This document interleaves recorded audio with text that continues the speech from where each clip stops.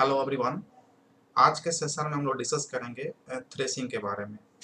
Memory management का last topic है threshing, और इसको हम लोग डिटेल्स में डिस्कस करेंगे। हम लोग जब ऑपरेटिंग सिस्टम का स्टार्टिंग किए थे तो सबसे पहले ऑपरेटिंग सिस्टम का इंट्रोडक्शन देखे थे, उसके बाद में सीपीयू शेड्यूलिंग देखे, फिर डेडलॉक को पढ़े, फिर मेमोरी मैनेजमेंट को देख रहे हैं। अब इन सभी चीज़ों में जो हम लोग देखे कॉमन फैक्टर वो देखे कि सीपीयू का यूटिलाइजेशन मैक्सिमम हो और मेमोरी का वेस्टिंग मिनिमम हो। तो थ्रेसिंग क्या होता है? तो थ्रेसिंग एक अनडिजायरेबल स्टेट होता है किसी भी सिस्टम का। यानी कि जब भी थ्रेसिंग होता है तो सिस्टम अनडिजायरेबल स्टेट में चला जाता है। अनडिजायरेबल कहने का मतलब कि जो डिजायरेबल नहीं है, यानी कि जो सुटेबल नहीं है, जो हमारे लिए अच्छा नहीं है, हमारे सिस्टम के लिए अच्छा नहीं है, क्योंकि उस टाइम में सीपीयू का यूटिलाइजेशन मिनिमम हो जाता है और हम लोग चाहते हैं कि सीपीयू का यूटिलाइजेशन मैक्सिमम हो।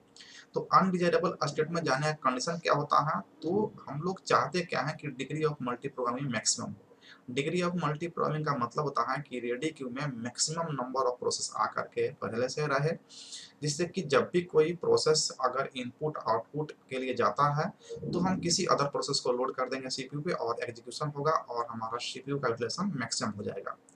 तो हम लोग जब सीपीयू शेड्यूलिंग पढ़े थे तो वहाँ पे शेड्यूलर कॉन्सेप्ट देखे थे, जिसमें 3 तरह का शेड्यूलर देखे थे: long term scheduler, medium term scheduler और शॉर्ट टर्म शेड्यूलर, जिसको सीपीयू शेड्यूलर के नाम से जाना जाता है।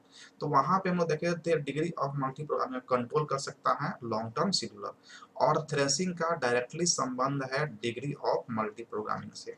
डिग्री ऑफ मल्टी प्रोग्रामिंग से, मल्टी प्रोग्रामिंग यानी कि मल्टी प्रोग्रामिंग जो है ना डायरेक्टली संबंधित है, आपको degree of multi programming directly संबंधित है थ्रेसिंग से। तो एक्चुअल में थ्रेसिंग तो अनडिजायरेबल कंडीशन, अनडिजायरेबल स्टेट होता है किसी भी सिस्टम का। तो डिग्री ऑफ मल्टी प्रोग्रामिंग कैसे इससे रिलेटेड है, तो यहाँ पे हम लोग समझते हैं। हम लोग जब प्रोसेस को एग्जीक्यूशन में लाते हैं तो हम लोग चाहते हैं कि मेन मेमोरी में मैक्सिमम नंबर ऑफ प्रोसेस जो है ना आ जाए, जैसे कि हमारा सीपीयू का यूटिलाइजेशन कभी भी रुके नहीं, आइडल नहीं हो, रेस्ट में जाए सीपीयू और हमारा यूटिलाइजेशन मैक्सिमम हो जाए। तो उसलिए हम लोग क्या करते हैं कि मेन मेमोरी में स्पेस तो मिनिमम है, यानी कि लिमिटेड स्पेस है, तो वहाँ पे हम लोग मैक्सिमम प्रोसेस, अगर मान लेते हैं हमारे पास 100 प्रोसेस है, इस तरह का हमारे पास मेन मेमोरी है और हमारे पास 100 प्रोसेस है। तो 100 प्रोसेस में सभी प्रोसेस, जैसे ये प्रोसेस हमारा P1 हो गया, ये P2 हो गया, ये P3 हो गया, इस तरह से जो है ना हमारे पास 100 प्रोसेस हैं। तो सभी प्रोसेस को हम लोग जो है ना मेन मेमोरी में एक साथ लोड नहीं कर सकते हैं, क्योंकि हमारे पास मेन मेमोरी का जो स्पेस है वो लिमिटेड है। तो हम लोग करते क्या है कि सभी प्रोसेस को पेज में बांट लेते हैं, डिवाइड कर लेते हैं, जिसको हम लोग मेन मेमोरी में मेमोरी मैनेजमेंट में देख चुके हैं। और हर प्रोसेस का वह पेज लोड करते हैं जो रिक्वायर्ड हो सीपीयू एग्जीक्यूशन के लिए। तो जो डिजायरेबल पेज हैं, यानी कि जो रिक्वायर्ड पेज हैं, तो हर प्रोसेस का मान लेते हैं हम एक एक पेज जो है ना लोड कर दिए हम मेन मेमोरी में। अब यहाँ पे सीपीयू का यूटिलाइजेशन जो है ना शुरू होता है। अब सीपीयू जो है ना किसी पेज का डिमांड करता है, पेज टेबल में देखेगा। अगर वो पेज टेबल में एंट्री है, जैसे मान लीजिए फ्रेम नंबर है, यहाँ पे पेज नंबर 0 हो गया, ये 1 हो गया, 2 हो गया, 3 हो गया। सीपीयू जो है ना डिमांड किया पेज नंबर 0 का, तो देखेगा कि फ्रेम नंबर 1 में अवेलेबल है, तो फ्रेम नंबर 1 में जाएगा, उसको पेज नंबर 0 मिल जाएगा, एग्जीक्यूशन कंप्लीट करेगा। फिर पेज नंबर जो है ना 2 को लेगा और उसको एग्जीक्यूशन कंप्लीट करेगा। यानी कि उन सभी पेज का डिमांड कर रहा है जो मेमोरी में अवेलेबल है, मेन मेमोरी में अवेलेबल है। तो उस केस में क्या होता है कि सीपीयू का यूटिलाइजेशन जो है ना बहुत इंक्रीज कर जाता है, जो इस पिक्चर से देख सकते हैं। एक तरफ यहाँ पे सीपीयू यूटिलाइजेशन होता है, इंक्रीज कर रहा है, और यहाँ पे डिग्री ऑफ मल्टी प्रोग्रामिंग है।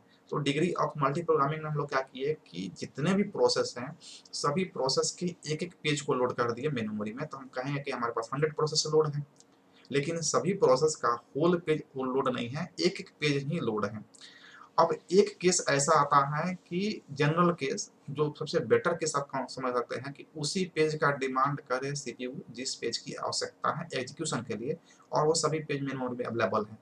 तो उस केस में सीपीयू का यूटिलाइजेशन जो है ना मैक्सिमम, यानी कि इंक्रीज होता है, मैक्सिमम होता है। इस पॉइंट पे लेमडा पॉइंट पे जो है ना मैक्सिमम हो गया। लेकिन एक वर्स्ट केस ऐसा आता है कि सीपीयू उस पेज का डिमांड करता है जो मेन मेमोरी में नहीं है, यानी कि प्रोसेस 1 का पेज नंबर यहाँ पे 0 अवेलेबल है फ्रेम 1 में, और पेज नंबर 2 अवेलेबल है फ्रेम 2 में। लेकिन वो डिमांड कर रहा है कि प्रोसेस P1 का हमें पेज नंबर 1 चाहिए, जो फ्रेम में अवेलेबल ही नहीं है। तो इस केस में पेज फॉल्ट हो जाता है, पेज नहीं मिलता है। फिर से जो है ना वो कहे कि चलिए प्रोसेस P2 का दे दीजिए हमको पेज नंबर 2, जो कि मेन मेमोरी में अवेलेबल नहीं है। P2 P3 का क्या है कि पेज नंबर हमको 0 दे दीजिए जो कि अवेलेबल नहीं है। P4 का मतलब कि जिस पेज का डिमांड कर रहा वो सभी पेज जो है ना मेन मेमोरी में है ही नहीं, वैसे पेज लोडेड है जिसका डिमांड सीपीयू नहीं कर रहा।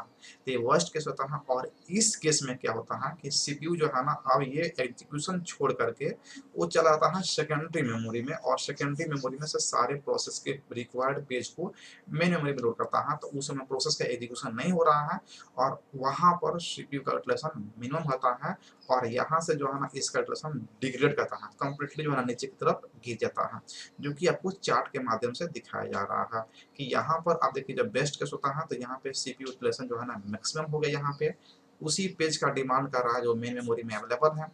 लेकिन वर्स्ट केस में उस पेज का डिमांड कर रहा है जो मेमोरी में है ही नहीं, और लगातार पेज फॉल्ट हो रहा है, लगातार पेज फॉल्ट हो रहा है, और सीपीयू यूटिलाइजेशन होता है डिग्रेड कर जाता है, यानी कि नीचे गिर जाता है। और जब सीपीयू का यूटिलाइजेशन जो है ना मिनिमम होता है तो उस केस को, यानी कि लगातार पेज फॉल्ट होने लगता है, तो उस केस को हम लोग क्या बोलते हैं, थ्रेसिंग बोलते हैं। तो वह स्टेट जहां पर पेज फॉल्ट कंटिन्यूअसली होने लगता है और वहां पे सीपीयू का यूटिलाइजेशन मिनिमम होता है, उस अनडिजायरेबल स्टेट को हम लोग किस नाम से जानते हैं, तो थ्रेसिंग के नाम से जानते हैं। तो थ्रेसिंग को का संबंध किससे है, degree of multi programming. Degree of multi programming का मतलब कि सभी प्रोसेस के एक एक या दो दो पेज को हम लोग मेमोरी में लोड कर दिए। तो वेस्ट केस में क्या होता है कि उस पेज का डिमांड कर रहा है सीपीयू जो अवेलेबल है, तो उस केस में सीपीयू यूटिलाइजेशन इंक्रीज कर रहा है। लेकिन एक वर्स्ट केस आता है कि वैसे पेज का डिमांड करता है जो पेज मेन मेमोरी में अवेलेबल ही नहीं है, और उस केस में लगातार पेज फॉल्ट होने लगता है और सीपीयू अपना एग्जीक्यूशन छोड़ करके प्रोसेस को लोड करने लगता है मेन मेमोरी में सेकेंडरी मेमोरी से, और उस अनडिजायरेबल स्टेट को हम लोग क्या बोलते हैं, थ्रेसिंग के नाम से जानते हैं। तो थ्रेसिंग में सिस्टम अनडिजायरेबल स्टेट में चला जाता है और वहां पे लगातार पेज फॉल्ट होना शुरू होता है। तो हम लोग ये समझ लिया थ्रेसिंग क्या होता है। अब इसको डिफाइन कैसे करते हैं उसको देखेंगे। तो ये पिक्चर हम लोग समझ लिया कि यहाँ पे जो है ना डिग्री ऑफ मल्टीप्लाई जो इंक्रीज कर दिया है, और सीपीयू यूटिलाइजेशन देखिए मैक्सिमम हो जा रहा है कहाँ पे, लेमडा पॉइंट पे, और ऐसा लगातार जो है ना गिर जा रहा है सीपीयू का यूटिलाइजेशन, यानी कि कंप्लीटली जो है ना गिरने लगता है। तो इस केस को थ्रेसिंग कहेंगे। अब इसको हम लोग इस तरह से डिनोट कर सकते हैं, लिख सकते हैं, ये high page fault rate is called threshing. यानी कि पेज फॉल्ट तो होता है लेकिन हाई पेज फॉल्ट होने लगता है, यानी कि कंटिन्यूअसली जो है ना पेज फॉल्ट होने लगता है, उस पेज का डिमांड कर रहा है जो पेज मेमोरी में है ही नहीं, तो उस केस में लगातार पेज फॉल्ट होने लगता है, तो उस सिचुएशन को हम क्या कहेंगे, थ्रेसिंग कहेंगे। It is also an undesirable state of the system like deadlock. ये किसके जैसा है, तो डेडलॉक के जैसा है। हम लोग प्रीवियस में देखे थे, शेड्यूलिंग पढ़े थे, डेडलॉक पढ़े, फिर मेमोरी मैनेजमेंट पढ़ रहे हैं। तो हम लोग शेड्यूलिंग में क्या किए थे कि शेड्यूलर का यूज करके प्रोसेस को शेड्यूलिंग किए जिससे कि सीपीयू यूटिलाइजेशन का हो, मैक्सिमम हो। डेडलॉक में हम लोग एक ऐसा सिचुएशन देखे जहाँ पे प्रोसेस जो है ना कंप्लीटली ब्लॉक हो जाते हैं और सीपीयू यूटिलाइजेशन मिनिमम हो जाता है। मेमोरी मैनेजमेंट हम लोग पढ़े कि मेमोरी को कैसे हम लोग यूटिलाइज करेंगे इफिशिएंट, यानी कि जिससे कि मेमोरी का वेस्टिंग मिनिमम हो। तो मेमोरी का वेस्टिंग मिनिमम हो, फ्रेगमेंटेशन नहीं हो, इंटरनल चाहे एक्सटर्नल, उसको हम लोग पढ़े कहाँ पे, थ्रेसिंग मेमोरी मैनेजमेंट में। और वहाँ पे हम लोग डिफरेंट डिफरेंट कॉन्सेप्ट को देखे, जैसे contiguous memory allocation, non contiguous memory allocation. फिर हम लोग देखे कि वर्चुअल मेमोरी का कॉन्सेप्ट देखे, डिमांड पेजिंग उस केस में होता है जब पेज फॉल्ट होने लगता है। तो ये सारे कॉन्सेप्ट को देख करके हम लोग ये सीखे कि मेमोरी मैनेजमेंट से हम लोग मेमोरी का वेस्टिंग को कम करते हैं और डिग्री ऑफ मल्टीप्रोग्राम को इंक्रीज करते हैं। सीपीयू शेड्यूलिंग में हम लोग देखा कि सीपीयू का यूटिलाइजेशन मैक्सिमम कैसे होगा जिससे कि हमारा सीपीयू कभी आइडल ना हो। तो उस तरह का सिचुएशन हो जाता है हमारा थ्रेसिंग जैसा कि डेडलॉक होता है। नेक्स्ट यहाँ पे देखेंगे thrashing occurs due to increasing of degree of multiprogramming. ये उस केस में होने लगता है जब डिग्री ऑफ मल्टीप्रोग्रामिंग हम लोग अचीव करना चाहते हैं मैक्सिमम, यानी कि जितने ही प्रोसेस हम चाहते हैं कि सारे प्रोसेस को हम लोड करते हैं मेन मेमोरी में, और मेन मेमोरी का स्पेस क्या है, लिमिटेड है। जिससे क्या होता है कि हर प्रोसेस का एक या दो पेज ही हम लोग लोड कर पाते हैं। अगर हम चाहते हैं कि नहीं कम ही प्रोसेस लोड करें लेकिन जिस प्रोसेस को लोड करें उसका पूरा होल प्रोसेस पेज लोड कर दें, तो उस केस में डिग्री ऑफ मल्टीप्रोग्रामिंग मिनिमम हो जाता है।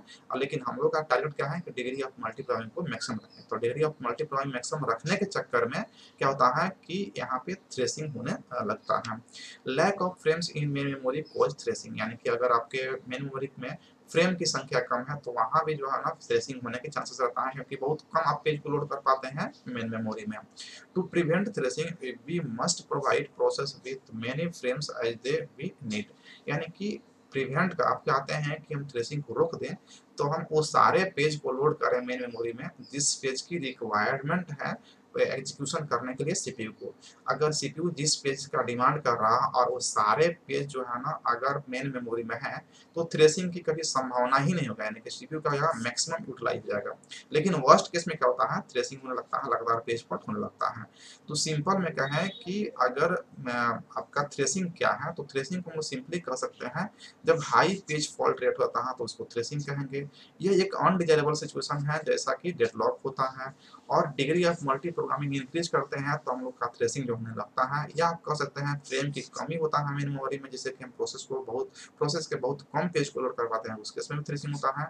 और अगर इसे आपको रोकना है, प्रिवेंट करना है, तो आप वो सारे पेज को लोड करके रखेंगे मेन मेमोरी में जो सीपीयू को रिक्वायर्ड है। तो यहाँ पे हम लोग थ्रेसिंग को डिफिनेशन देखें, लेकिन यहाँ पे हम लोग थ्रेसिंग को कैसे डिटेक्ट कर पाएंगे या फिर कैसे इसको रोक पाएंगे उसको हम लोग देखते हैं। तो देखिए, अगर डिटेक्शन करना है तो आपको जब भी पेज फॉल्ट रेट हाई होने लगता है, यानी कि डिग्री ऑफ मल्टीप्लाई इंक्रीज कर दिया, जिससे कि उस सभी पेज को लोड किए हैं जिसको आवश्यकता ही नहीं है सीपीयू को, तो उस केस में हाई पेज फॉल्ट होने लगता है तो हम डिटेक्ट कर लेते हैं कि अब हमारा सिस्टम जो है थ्रेसिंग में चला गया है।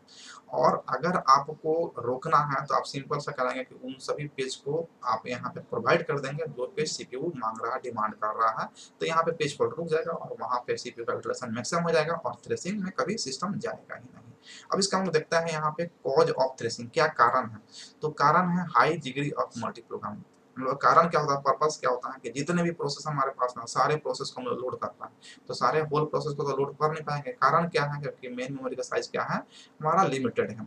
तो हम लोग क्या करते हैं कि सभी पेज को प्रोसेस को पेज में डिवाइड कर देते हैं और कुछ कुछ पेज को लोड कर देते हैं। हम कहते हैं कि सही पेज को लोड कर दिए, यानी कि सही प्रोसेस को लोड कर दिए।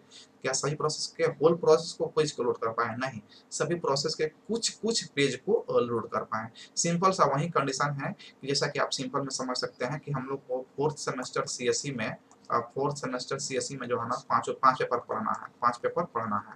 तो और हम क्या करें कि पांचों पेपर में से जो है ना पहला पेपर में से जो है ना 1 यूनिट, दूसरा पेपर में से 1 यूनिट, तीसरा पेपर में 1 यूनिट, चौथा पेपर में 1 यूनिट और पांचवें पेपर में 1 यूनिट, सही में से एक एक यूनिट कंप्लीट कर दें और कहें कि हमारा सिस्टम जो है ना हम पांचों पेपर पढ़ा रहे हैं। तो ये अनडिजायरेबल स्टेट हुआ ना कि 5 पेपर पढ़ा, लेकिन पढ़ा है कितना, एक एक पेज। सेम वही कंडीशन होता है डिग्री ऑफ मल्टी प्रोग्रामिंग को, कि हमको काउंटिंग कराना कि हम बहुत सारा पेज को लोड कर दिए हैं मेन मेमोरी में। क्या सभी पेज लोड किए हैं? नहीं, सभी पेज नहीं, एक एक पेज लोड किए हैं या दो दो पेज लोड किए हैं। तो उस केस में क्या होता है, पेज फॉल्ट होगा। अब यहाँ पे कोई स्टूडेंट आता है पढ़ने के लिए और सर्च करता है कि हमको यूनिट 2 चाहिए, तो यूनिट 2 अवेलेबल ही नहीं है। सेकेंड केस में यूनिट 2 चाहिए, नहीं है, यूनिट 2 चाहिए, नहीं है, यूनिट 2 चाहिए, नहीं है, यूनिट 2 चाहिए, नहीं है। इस केस में क्या होता है, लगातार पेज फॉल्ट हो रहा है। That situation is known as thrashing. अब एक और इसका है लैक ऑफ फ्रेम्स, यानी कि अगर हम मान लेते हैं कि हम क्लासेस लेना चाहते हैं और हम क्लास लेने के तैयार हैं, लेकिन हमारे पास क्लासरूम ही अवेलेबल नहीं है, इसलिए हम जो है ना क्लास नहीं ले पा रहे हैं। तो वहाँ क्या हो गया कि हम पेज को लोड तो करना चाहते हैं मेमोरी में, लेकिन मेमोरी का साइज जो है ना लिमिटेड है, जिससे कि हम लोड नहीं कर पा रहे हैं सभी पेज को। तो इस केस में ये दोनों कारण हो सकता है हमारा थ्रेसिंग होने का। क्या इसका जो है ना सिचुएशन हो सकता है जिससे कि हम लोग इसको रिकवरी कर सकते हैं। अगर मान लीजिए हमारा जो है ना थ्रेसिंग में चला जाता है सिस्टम, तो उसको रिकवरी कैसे कर सकते हैं। तो रिकवरी करने के लिए हम लोग लॉन्ग टर्म शेड्यूलर का यूज करेंगे, क्योंकि यही जो है ना डिग्री ऑफ मल्टी प्रोग्रामिंग को कंट्रोल करता है। तो यहाँ पे do not allow the system to go into thrashing by increasing the instructing the long term scheduler and not to bring the process into memory after the threshold। यानी कि जैसे ही page fault होना शुरू होता है, हम लॉन्ग टर्म शेड्यूलर को जो है ना ये इंस्ट्रक्शन दे देंगे कि अब आप पेज को लोड मत कीजिए, आप सिर्फ उसी पेज को लोड कीजिए जिसकी आवश्यकता है। ठीक है, तो ये हमारा।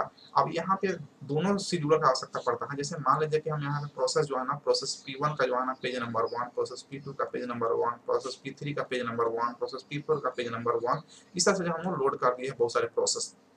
तो इस केस में हम कहेंगे कि लॉन्ग टर्म शेड्यूलर ही हमारे प्रोसेस को लोड करता है मेन मेमोरी में, तो इसको रोक देंगे, इंस्ट्रक्शन दे देंगे कि अब भाई मत लोड करो, ठीक है, जितना है उतना रहने दो। और सेकंड कंडीशन क्या करेंगे कि मिड टर्म शेड्यूलर करता है, ये स्वेपिंग का काम करता है। तो इसको हम लोग क्या करेंगे कि इसको अलर्ट कर देंगे कि भाई अब आप जो है ना जिस पेज का डिमांड कर रहा है सीपीयू, उस पेज को जो है ना सेकेंडरी मेमोरी यहाँ पे है, तो सेकेंडरी मेमोरी से आप पेज को उठाओ और इस पेज से स्वेप कर दो। इस पेज को जो है ना प्रोसेस P2 का 1 पे जो है तो इसको यहाँ पे हटा दो और इसको लोड कर दो, जिसकी आवश्यकता उसको कंटिन्यूअसली जो है ना लोड करते जाओ। यानी कि if the system is already thrashing then instruct mid term scheduler to suspend come the process so that we can recover the system from thrashing. यानी कि सस्पेंड कर दीजिए, यानी प्रोसेस का सस्पेंड कीजिए, यानी कि लगातार जो है ना स्वेपिंग करना शुरू कर दिए दूसरे प्रोसेस से। तो दूसरे प्रोसेस हम लोग स्वेपिंग करना चाहेंगे तो रिक्वायर्ड प्रोसेस को ही स्वेप करेंगे। स्वेपिंग करने का काम कौन करता है? Medium term scheduler. और लॉन्ग टर्म शेड्यूलर आपको प्रोसेस को लोड करने का काम करता है। इसको हम लोग प्रोसेस शेड्यूलिंग में और प्रोसेस में देख चुके हैं। तो ये हमारा जो है ना इसका रिकवरी का प्रोसेस हो सकता है कि हम लोग इस तरह से रिकवरी कर सकते हैं लॉन्ग टर्म शेड्यूलर का यूज करके और स्वेपिंग करके मीडियम टर्म शेड्यूलर का यूज करके। तो इन दोनों केस में जो हम लोग क्या करते हैं, तो अगर थ्रेसिंग में सिस्टम चला गया है तो उसको स्वेपिंग कर सकते हैं। और कारण क्या है होने का, जब degree of multi programming high होता है और फ्रेम की कमी होता है, इस केस में क्या होता है, थ्रेसिंग होता है।